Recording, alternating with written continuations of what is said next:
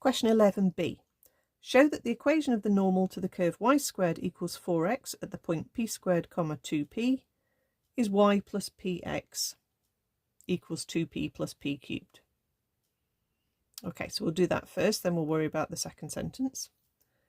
So we've got y squared equals 4x.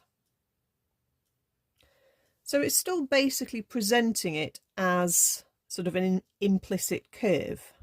Okay, I'm not going to try and split it up as a parametric, even though we often see this written as parametrics. I'm just going to differentiate this as implicit differentiating.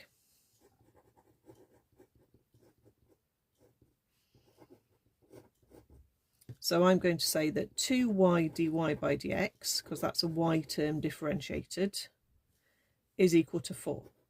So dy by dx is equal to 4 over 2y, or 2 over y, cancelling the 2's.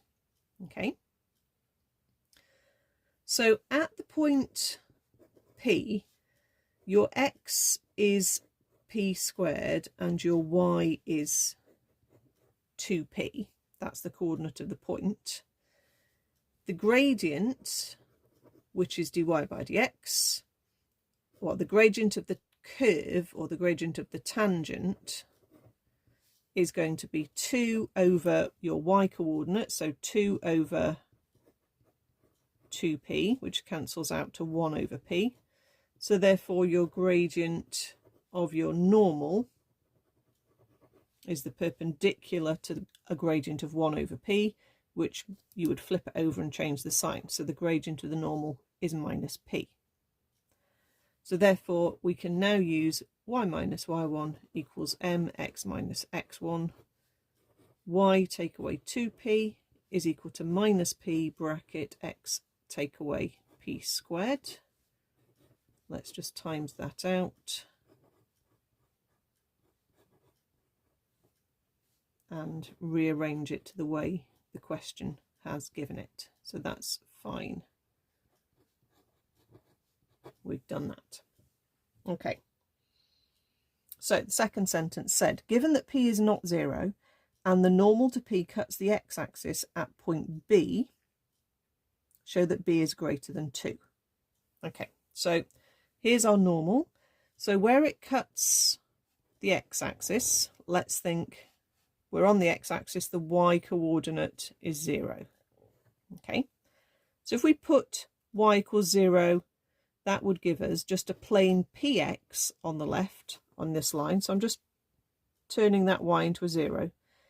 Px equals p cubed plus 2p. Now I can divide by p because it's not 0. It told us it's not 0. So if I divide through by p, I get x is equal to p squared plus 2.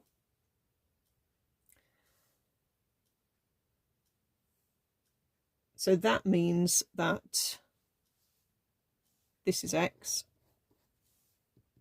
B is equal to p squared plus 2. Any square has to be greater than or equal to 0. So that means that b has to be greater than or equal to 2. But remember, we know that p cannot be 0, so then p squared is actually not 0. So therefore our square is actually greater than 0. We can normally we would use greater than or equal to 0 for squares, but in this case it's not got the equals bit of the condition because we were told it's not. So actually we can just say b is greater than 2. Okay, bit of a strange question.